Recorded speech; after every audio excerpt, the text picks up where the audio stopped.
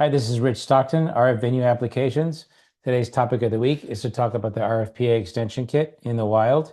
This is an example here in Scottsdale, Arizona. It was a women's marathon that the end of the race was about in this area here, and this is like the rest area with entertainment, things like that.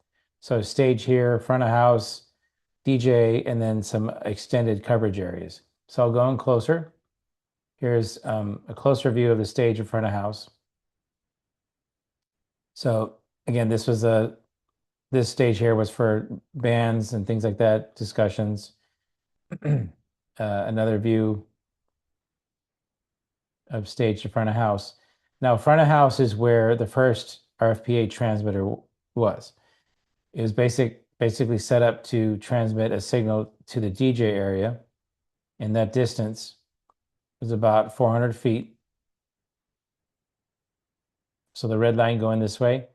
The DJ area was receiving that signal and then transmitting that as a repeater with another transmitter to two different areas.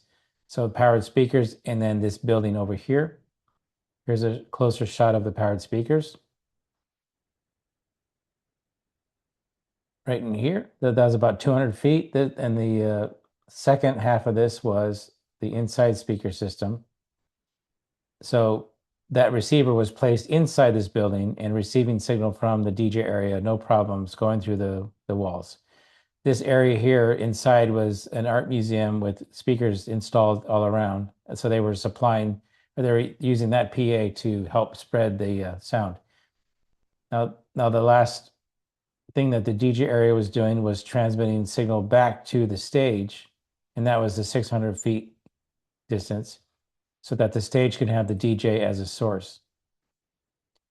And again, this was a few months ago. It was a good example. It's a good example of showing the RFPA in use with two transmitters and about 8 to 10 receivers.